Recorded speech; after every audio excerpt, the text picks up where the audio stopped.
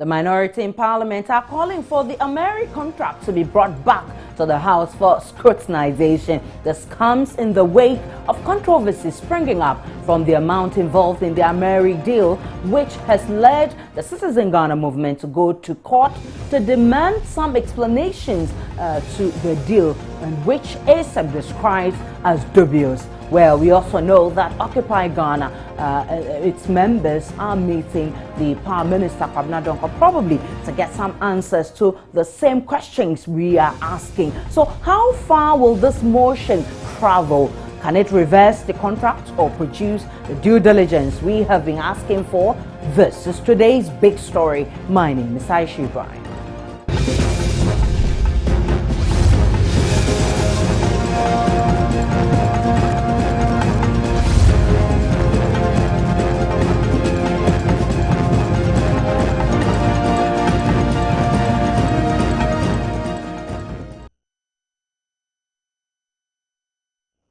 Contrary to claims by the Prime Minister, the African Center for Energy Policy is insisting that government paid 15 million cedis for civil works on the controversial Ameri project. Deputy Director for ASAP, Benjamin Boakye, is accusing government of misleading Ghanaians by creating the impression that Ameri is paying for civil works when in fact it is government that is paying for it. The Ameri project, worth $510 million and an extra $83 million variable cost, is expected to provide 10 gas turbines to help fight Ghana's crippling power crisis. We'll soon do some analysis, and we'll be speaking with a member of parliament who is also a member of the Mines and Energy Committee, William Oreku-Adu, who has been complaining about the fact that the Ameri deal, which sums up to $510 million, is quite expensive, and that we could do it at $220 million.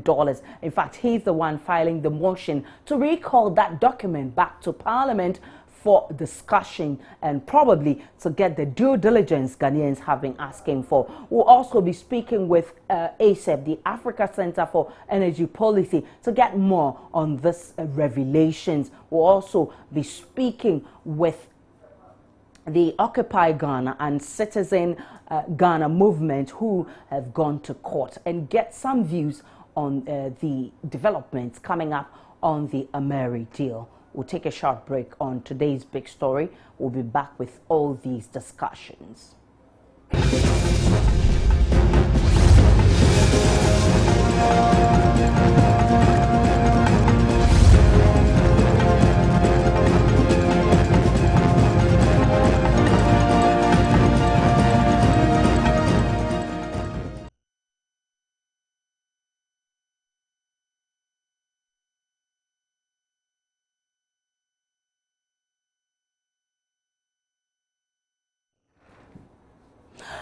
Well, we're back on today's big story. We have the member of Mines and Energy Committee of Parliament, William Adu, who is filing a motion to bring back the document, the Ameri document, to Parliament to be scrutinized. We also have on the other line head of policy unit at the Africa Center for Energy Policy, Dr. Ishmael Aka, who will also be joining in the discussion. Good evening, Honorable William Adu.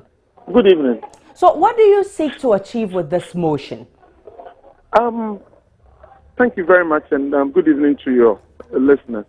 Basically, what it is, in view of all that's been happening, now we have contradiction. The contract says, the contract we signed up to says that government of Ghana is to provide the infrastructure. When the ministry and VRA came before the committee, they actually confirmed that they were going to bear the cost of infrastructure. Right. Now, the ministry statement that came out says that the cost of 510 is inclusive of infrastructure, auxiliary cost, and evacuation cost, and all that. Right. And in the budget, government budget, in the government budget, it's at, thank you. In the government budget, in page 34, it's clear that the government, the Ministry of Finance, has earmarked 15 million of oil money towards infrastructure at the sites of the Ameri generators. So you see, there are lies, contradictions all over. That is why I've humbly filed this motion entreating Mr. Speaker to permit Parliament to rescind this decision so that government will have the opportunity to renegotiate the contract again. But why are you filing the motion now only after ASAP brought these to light? Why didn't you do that earlier? Because you had a lot of time before now to do that. Yeah. I said in view of all the revelations that have been coming out, right, we opposed this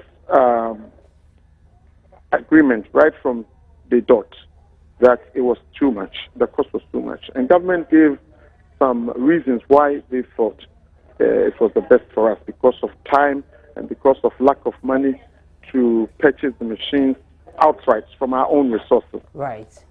But now it comes to light that some of the calculations and indeed the time factor that was used as an excuse has now become untenable, simply because instead of the 3 months that they told us for the reason why they needed the machines to come quickly, it's turned out to be about 10 months or longer.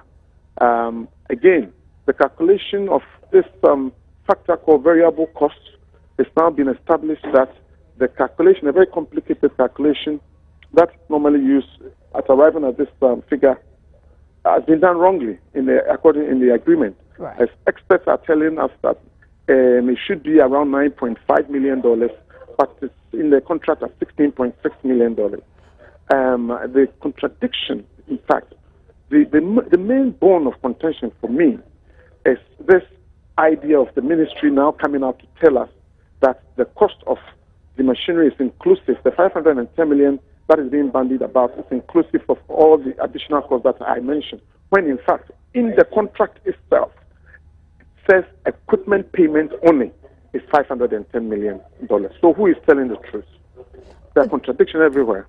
So how long is your motion supposed to be considered and approved or disapproved? It's in the bosom, in the jurisdiction of the Speaker.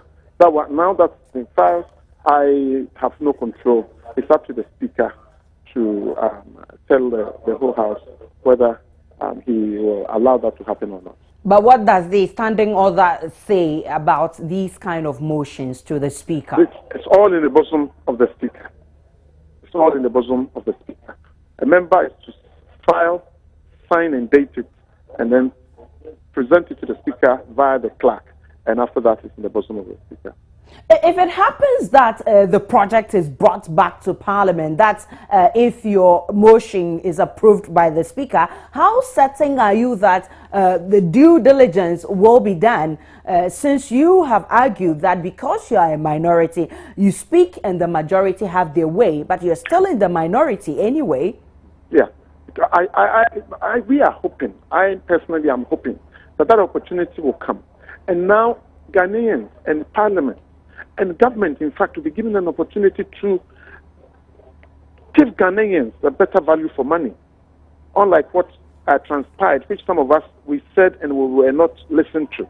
Hopefully, if this is accepted and government is given opportunity to renegotiate, hopefully Ghana will come out of it better than we did last time. Honorable, how do you respond to those who feel that even though the Prime Minister did not do his job well by not doing those calculations that you are pointing out regarding the Ameri deal, we should place a chunk of the blame at the doorsteps of Parliament for approving the deal? Parliament, it's a very difficult question that you've asked me. Parliament has a handicap. Why am I saying that? I just gave you one example of the calculation of the variable cost, for example. It's a very complicated calculation that members of Parliament, I don't believe, have the capacity to really interrogate. We do not have consultants. Members have to use their own money sometimes to go and engage consultants to have a look at contracts and things before they are able to speak on it. But you know, Parliament is always rushed. by virtue of the system, the way Parliament is set up, it is always in a sort of a rush to do things. And then when you see something, or one sees something, and one cautions the ministry that has come before it, it is always, because one is probably not in the majority side, it's seen as a spoil sport. You want to put sort of a metal in the spoke of the ministry. Isn't it because maybe you are not able to substantiate your argument well? That's why most of the time no. It's nothing to do with that. Rubbished? It is nothing to do with that. This agreement, when it came, if you were to look at Ghana Web, myjoyonline.com, all the various news media, website, you find that we spoke very, and even the minutes of the committee meetings, we vehemently disagreed. Were you able to prove to the committee or the House why the deal should not be approved? The committee, yes. The House, most of us did not get opportunity to speak. Like again, you know, the parliamentary system, you're supposed to catch the eye of the speaker. You stand up. Only one person was allowed to talk on that day when it came before Parliament. That is why we decided to go to the Court of Public Opinion, and then tell Ghanaians exactly what has happened. And indeed, I called on the president. I petitioned the president to rescind out, call back the agreement, and abrogate it for renegotiations. And now that fell on deaf ear. And so if it happens to come back to Parliament and you look at it again and needs to be abrogated, don't you think this will be another judgment debt for the country, considering the fact that the deal has already been sealed by both parties? Yeah, agreements can always be renegotiated. And in fact, if it can be proven, I'm not saying we have any proof, but if we can find any sort of fraudulent representation by the other side in the earlier contract or in the current contract, then one is not, of course, according to the lawyers, one will not be opening himself to judgment debt suit, because if you make false representation, it vitiates everything. Honorable William Ado, we're extremely grateful for your time on today's big story. We can now speak with Dr. Ishmael Aka, his head of policy unit at the Africa Center for Energy Policy. Good evening. And how does this feel, a motion by the minority for the Ameri deal to be brought back to the House for reconsideration? Good evening, Asha, and thank you very much. I think that it is good. Any decision to even not just renegotiate, but to engage the power minister to answer questions on this deal, I think will be fair to Ghanaians. Right. Because there are so many things going around now, we don't know. However, I think that if we don't do it right, because Ameri came, probably they brought their proposals, the minister sat down, it was negotiated, it went through Parliament, and it has been approved. So, for me, I don't see the basis of renegotiation, except, for instance, maybe it is found that Ameri did something untoward. But if you don't find anything like that, any evidence, I don't think there will be any form of renegotiation. Again, there are two parties to the contract, the Minister of Power and Ameri. Right. And the Minister of Power is happy with the contract. There's nowhere he has said, they did something wrong or even they made any mistake. Right. Ameri is happy with the contract. So, what will be the basis of renegotiation? So I think that it will be difficult, but at least it will provide the opportunity to ask further questions and again get some answers. So how did government end up paying 15 million cedis for no job done? The money is for the civil work, and I think that it has been done. The misunderstanding is that, when the Power Minister released the statement, he said, you've not paid no anything. Money has been paid yet, yeah. Yeah, you've not paid anything. Meanwhile, this is the 2015 the annual oil petroleum funds report. How we spent our petroleum money, and actually took money from the petroleum funds to fund this. So that is where the contradiction is. Is it part of the contract? Is it outside? Again, there are so many other things. For instance, the contract is totally exempted from taxes.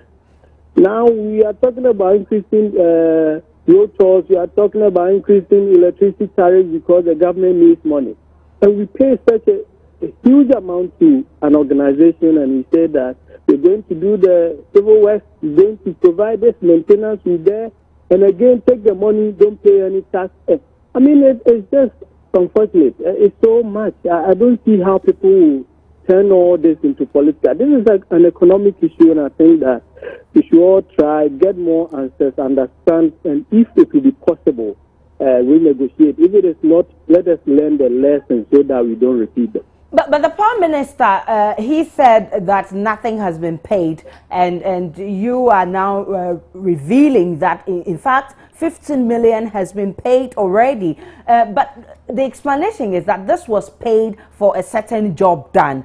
Was it wrong, or ideally, what should have been the case for this money to be paid? I think that is part of, you sign a contract and you say, oh, the civil works, I will bear the cost for the civil works. I mean, the contract is already bad, so the civil works is Ghana should bear the cost. What is wrong now is the fact that the minister came on Monday. It was heard. I don't know whether you listened to the right. We've not paid anything. Exactly. The government will not pay, and we only pay when they start generating power. Exactly. So. When you go and take the Petroleum Funds report, you look at page 34, line 5, and it says that we allocated. In fact, 2015 we took money, about $60 million, and paid for civil works of. I mean, so. That does not constitute payment, or what is it? So these are some of the confusions we are having now. Do you suspect foul play? Yes, sir? Do you suspect foul play?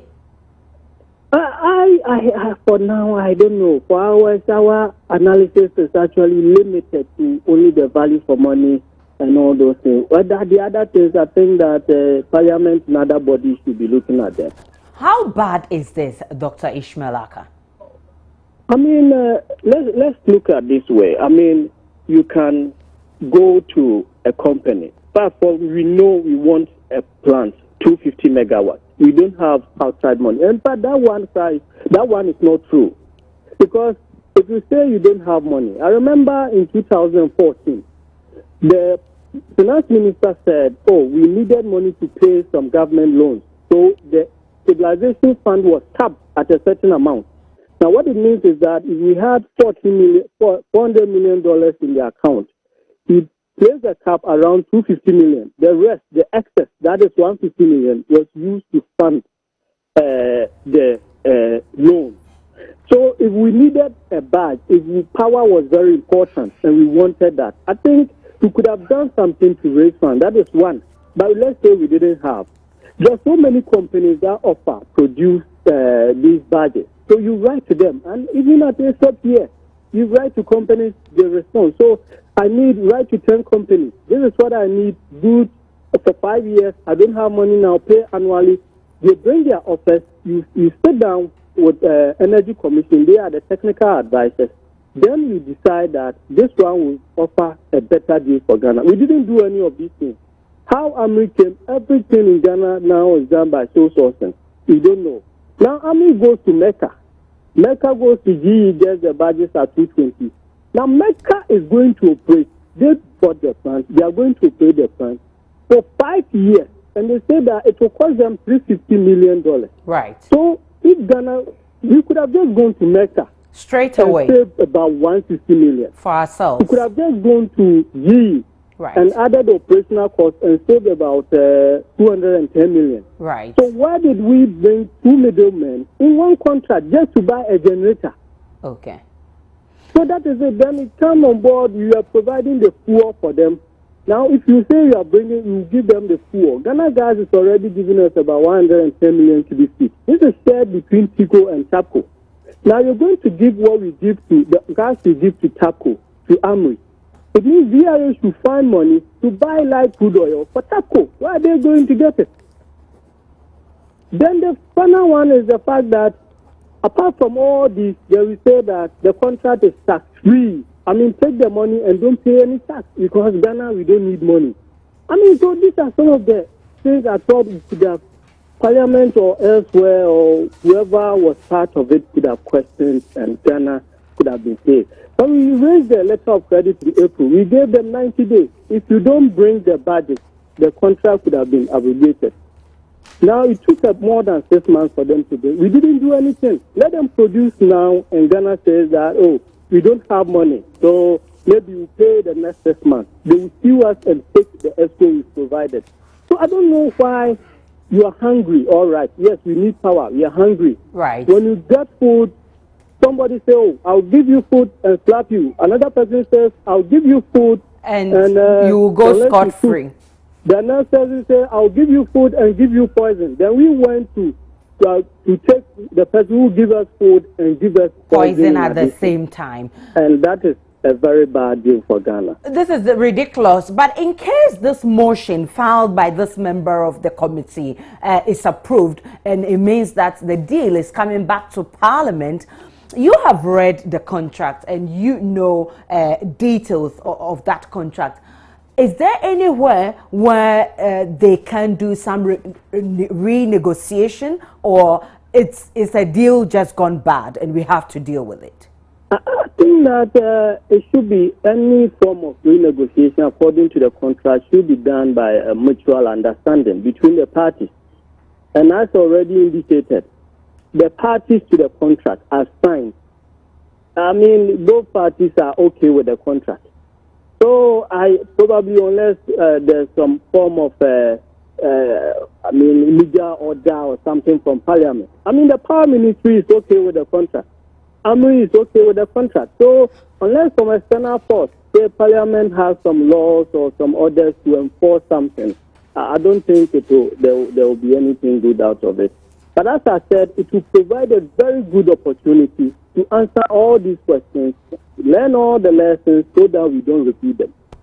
Well, many thanks to Dr. Ishmael Aka. He's head of policy unit at the Africa Center for Energy Policy. We'll be speaking to Nana Ewa, who is member and who is also a lawyer, and he is with the Citizen Ghana movement, who have taken the matter to court. In fact, they have sued the Attorney General, they have sued the Minister of Power, and they have sued the Speaker of Parliament in this issue. They want some further explanation to this contract, and we'll be speaking to them in a short while. We also know that Occupy Ghana, members of Occupy Ghana, are meeting the Minister for Power and to seek some answers regarding this deal. We'll bring you some details on all of that after this break.